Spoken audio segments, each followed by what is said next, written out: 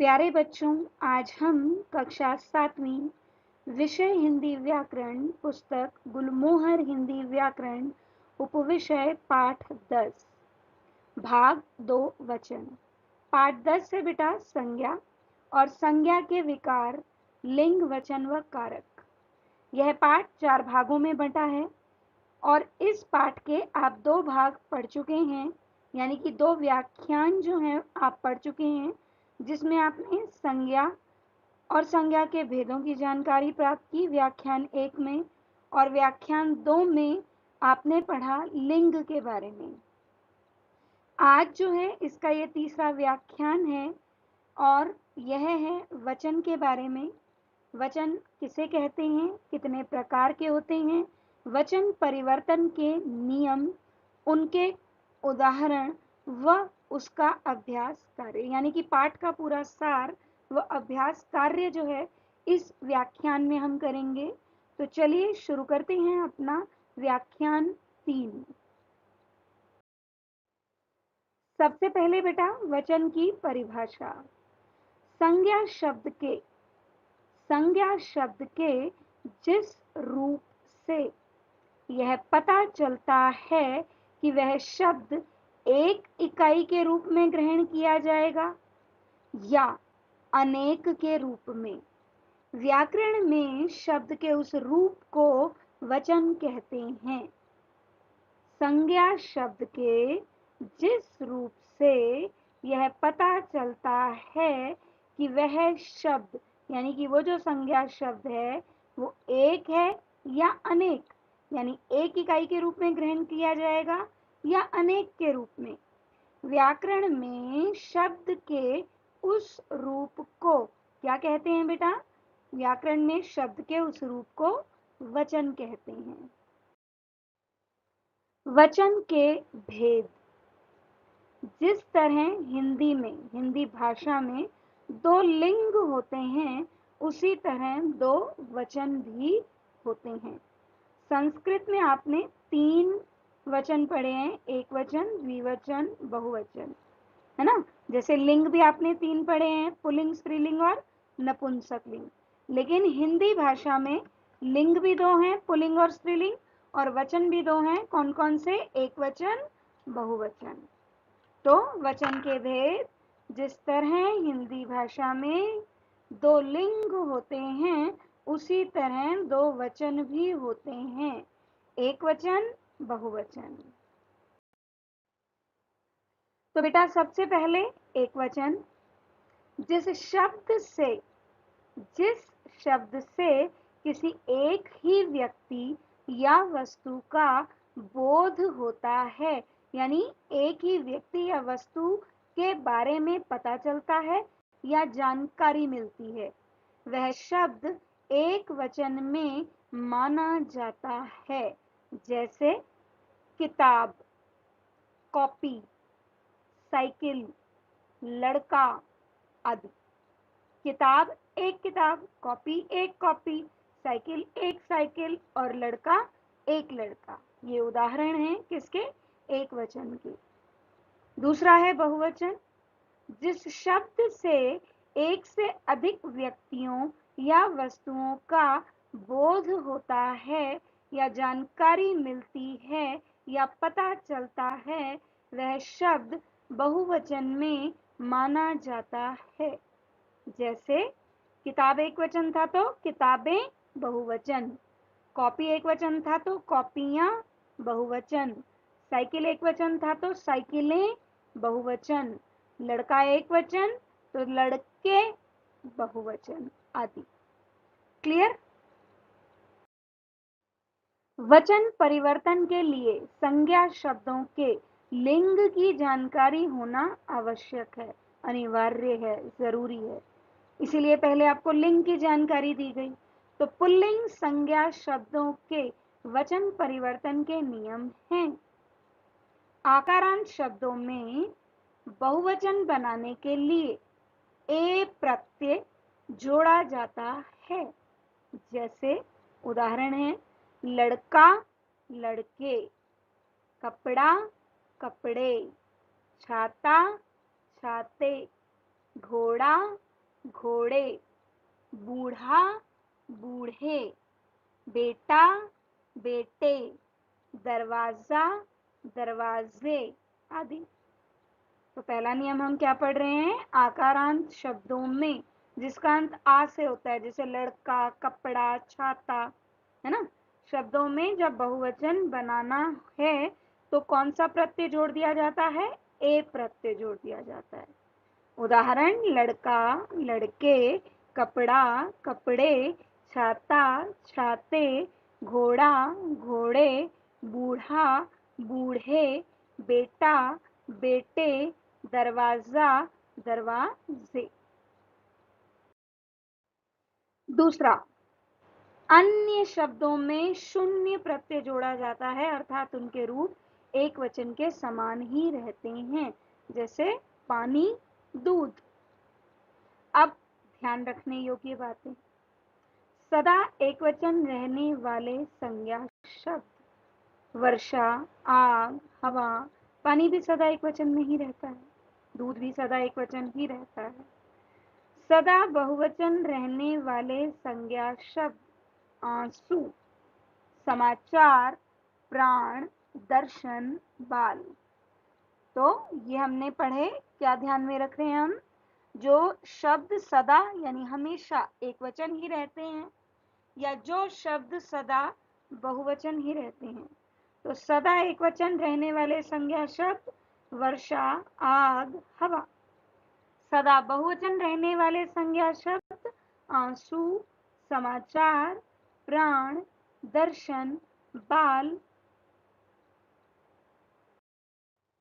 Yes बेटा, स्त्रीलिंग संज्ञा शब्दों के वचन परिवर्तन के नियम हैं।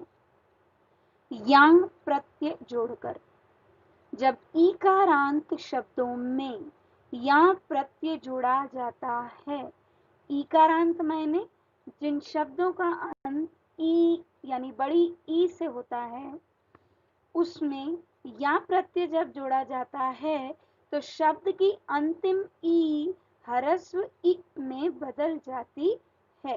किसमें बदल जाती है? ह्रस्व ई मायने छोटी ई में।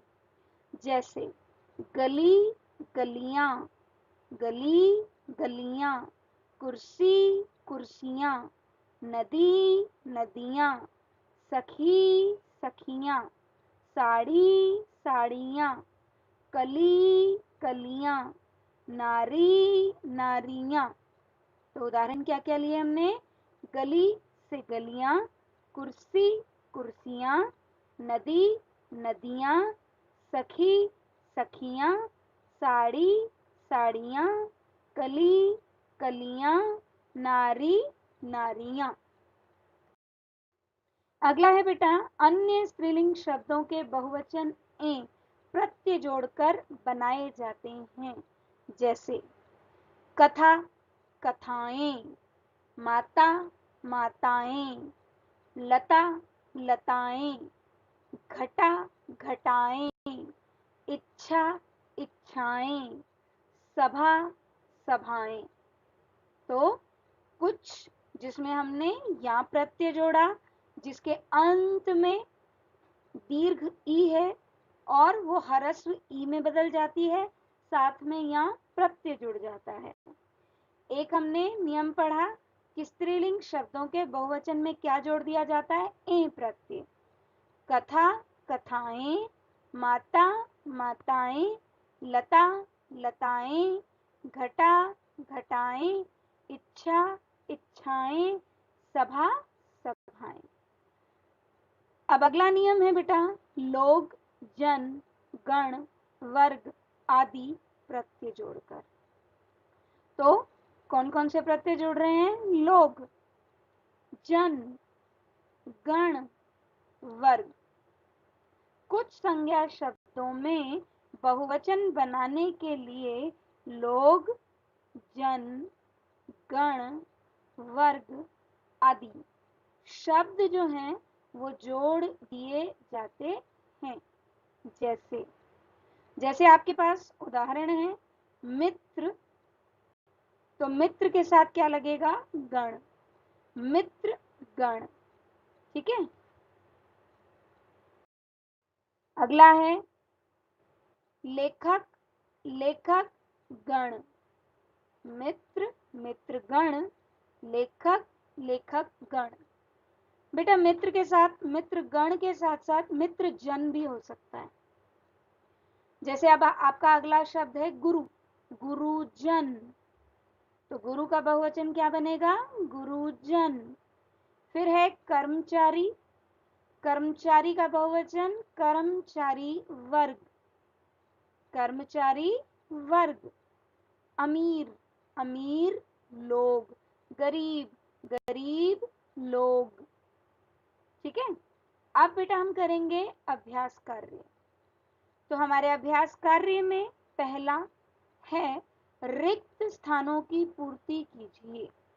मैंने यहाँ फिल किए हुए हैं जो भी रिक्त स्थान है। आपकी पुस्तक, जब आप अपनी पुस्तक खोलेंगे और इस गृह कार्य को करेंगे तो रेखांकित जो है शब्द वो रिक्त स्थान है। पहला है शब्द के जिस रूप से किसी एक वस्तु या व्यक्ति का पता चलता है उसे क्या कहते हैं? एकवचन। तथा जिस रूप से खालिस्तान व्यक्ति या वस्तुओं का पता चलता है उसे बहुवचन कहते हैं, यानी एक से अधिक। तो हमारे रिक्त स्थानों में पहले रिक्त स्थान में हमने क्या भरा? एकवचन, और दूसरे रिक्त स्थान में भरा एक से अधिक। क्लियर? फिर से पढ़ रही हूं बेटा। शब्द के जिस रूप से किसी एक वस्तु या व्यक्ति का पता चलता है उसे एकवचन, तथा जिस रूप से एक से अधिक व्यक्तियों या वस्तुओं का पता चलता है उसे बहुवचन कहते हैं। दूसरा है बेटा एकवचन से बहुवचन बनाने के लिए, एकवचन से बहुवचन बनाने के लिए शब्दों के सही किसकी जानकारी होनी आवश्यक है? अभी हमने पढ़ा था लिंग की। तो एकवचन से बहुवचन बनाने के लिए शब्दों के सही लिंग की जानकारी होना आवश्यक है। तीसरा वाक्य है बेटा हिंदी में पुल्लिंग बहुवचन बनाने वाले प्रत्यय अलग हैं तथा स्त्रीलिंग बहुवचन बनाने वाले प्रत्यय अलग। हमने अभी पढ़े। ठीक है, तो अलग अलग हैं दोनों ही प्रत्यय। ठीक, अगला है बेटा चौथा आकारांत पुल्लिंग शब्दों के बहुवचन बनाते समय शब्दों में कौन सा प्रत्यय जोड़ दिया जाता है? ए प्रत्यय जोड़ दिया जाता है। कौन सा प्रत्यय जोड़ते हैं? ए प्रत्यय। तो हमारा उत्तर क्या है? ए। तो रेखांकित शब्द यहाँ पर है ए, जो कि आपके रिक्त स्थान में आएगा। अगला है बेटा ई। इकारांत स्त्रीलिंग शब्दों के बहुवचन बनाते समय हमने अभी नियम पढ़ा, जब अंत में ई आए तो इकारांत स्त्रीलिंग शब्दों का जब बहुवचन बनाया जाएगा तो दीर्घ ई ह्रस्व ई में बदल जाएगी और उसमें या प्रत्यय जुड़ जाएगा। जैसे गली, गलियां, गली, गलियां। अब गली में दीर्घ ई थी, लेकिन जब उसका बहुवचन बनाया तो उस दीर्घ ई को ह्रस्व ई में बदल दिया और साथ में या प्रत्यय जोड़ दिया। अगला है बेटा आपका प्रश्न निम्नलिखित शब्दों के बहुवचन बनाइए। निम्नलिखित शब्दों के बहुवचन बनाइए। घोड़ा, घोड़े, घोड़ा, घोड़े। भालू, भालू, भालू भालू ही रहेगा। ठीक है, लेकिन हाँ वाक्य के अनुसार इसे हम बदल सकते हैं।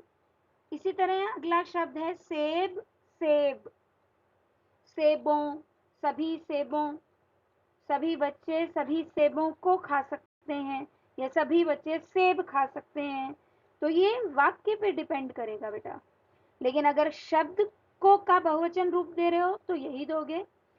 गली, गलियां, पानी, पानी, बहू, बहुएं, आंख, आंखें, लोटा, लोटे, पिता पिता, टोपी टोपियां, सब्जी सब्जियां, माता माता। शब्द से शब्द तो माता ही रहेगा, लेकिन वाक्य में ये बदल भी सकता है। आज सभी माताओं ने मिलकर भोजन किया। तो माताओं शब्द वाक्य के अनुसार लगा दिया गया बहुवचन, लेकिन अगर आपको शब्द का बहुवचन देने की बात आ रही है तब आप माता का बहुवचन क्या देंगे? माता। तो घोड़ा घोड़े, भालू भालू, सेब सेब, गली गलियां, पानी पानी, बहू बहुएं, आंख आंखें, लोटा लोटे, पिता पिता, टोपी टोपियां, सब्जी सब्जियां, माता माता। अगला है बेटा, निम्नलिखित बहुवचन रूपों के एक वचन रूप लिखो। तो बहुवचन रूप हैं लताएं, एक वचन होगा लता, लताएं लता। घोड़ियां घोड़ी, घोड़ियां घोड़ी। बातें बात, बातें बात। केश केश, केश तो सदा बहुवचन में ही रहता है, इसलिए उसको तो केश ही कहेंगे। थैले थैला, थैले थैला। रातें रात, दीपक दीपक। सभाएं सभा। मित्रगण मित्र, मित्रगण मित्र। लोग लोग। लेखक गण लेखक। सवारियां सवारी, सवारियां सवारी। फिर से बता रही हूँ बेटा, लताएं लता, घोड़ियां घोड़ी, बातें बात, केश केश, थैले थैला, रातें रात, दीपक दीपक, सभाएं सभा, मित्रगण मित्र, लोग लोग, लेखकगण लेखक, और सवारियां एक वचन होगा सवारी। अब है बेटा अगला प्रश्न, निम्नलिखित शब्दों के सही बहुवचन शब्द को रेखांकित करो। तो पहला है पानी, पानियां पानियों, पानी, पानियां पानी पानियों। तो हमारा बहुवचन शुद्ध बहुवचन रूप है, सही बहुवचन रूप है पानी। साड़ी साड़ी, साड़ियां साड़ियां। देखो फिर से ईकारांत है, और जब हम इसका बहुवचन करेंगे तो दीर्घ ईकार, दीर्घ ई जो है वो किस में बदल जाएगी? ह्रस्व ई में, और साथ में कौन सा प्रत्यय जुड़ जाएगा? या प्रत्यय। तो साड़ी साड़ियां। आंसू आंसुएं आंसुआ आंसू, आंसू तो सदा बहुवचन रूप ही है, तो आंसू आंसू। कुर्सी कुर्सियां कुर्सिएं कुर्सी। तो कुर्सी का शुद्ध बहुवचन रूप होगा कुर्सियां। मुर्गा मुर्गे, मुर्गा मुर्गाएं, और शुद्ध बहुवचन रूप है मुर्गे। बहू बहू, बहुएं बहुआं। हमें क्या क्या दिया है? बहू बहुएं बहुआं। तो आपका शुद्ध रूप जो है बहू का क्या है? बहुएं। निम्नलिखित वाक्यों में रेखांकित शब्दों के वचन बदलकर वाक्यों को उदाहरण के अनुसार दोबारा लिखिए। तो उदाहरण है, मनमीत आज किताब नहीं लाया। अब इसका वचन बदलना है, यानी बहुवचन। तो मनमीत आज किताबें नहीं लाया। क्या लिखेंगे हम वाक्य? मनमीत आज किताबें नहीं लाया। अगला है बेटा आज गाड़ी देर से आएगी। आज गाड़ी देर से आएगी।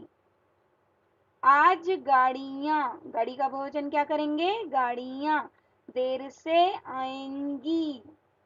ए के ऊपर चंद्र बिंदु, आएगी की के स्थान पर क्या आ जाएगा? आएंगी। शादी के लिए मैंने कमीज खरीदी। शादी के लिए मैंने कमीजें खरीदी। एक तो कमीज का हमने क्या किया? कमीजें, और खरीदी को हमने क्या लिखा? खरीदी। अगला है बेटा, मुझे मधुमक्खी से बहुत डर लगता है। मुझे मधुमक्खी से बहुत डर लगता है। उत्तर यानी बहुवचन रूप है, मुझे मधुमक्खियों से बहुत डर लगता है। क्या है बेटा? मुझे मधुमक्खियों से बहुत डर लगता है। तुम्हें गाय का दूध पीना चाहिए। तुम्हें गाय का दूध पीना चाहिए। गाय का बहुवचन गायों।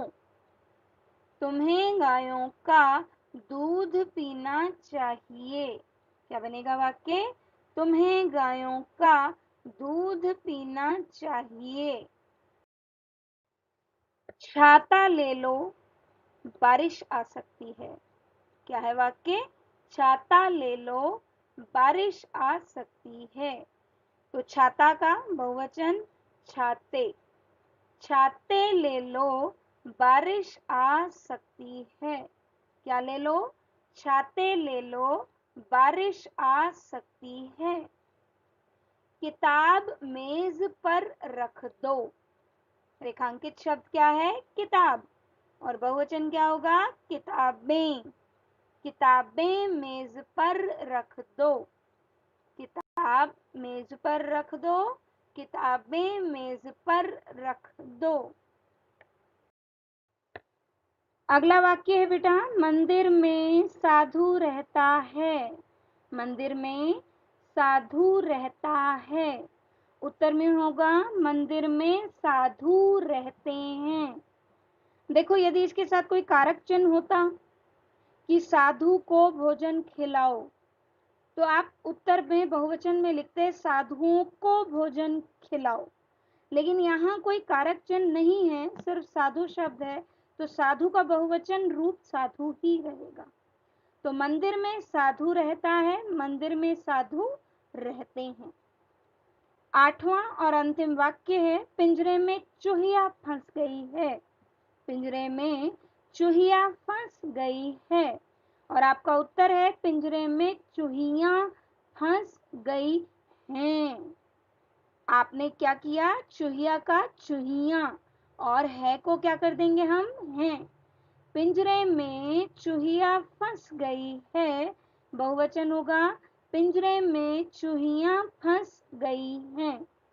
तो बेटा, आज के इस लेक्चर यानी इस व्याख्यान 3 में जो मैंने आपको वचन पढ़ाया, इसका जो अभ्यास कार्य कराया, यही अभ्यास कार्य पुस्तक में आपको करना है। यानी कि आपका गृह कार्य क्या है कि वीडियो में कराया गया अभ्यास कार्य पुस्तक में करो। धन्यवाद। मिलते हैं अपने अगले व्याख्यान में।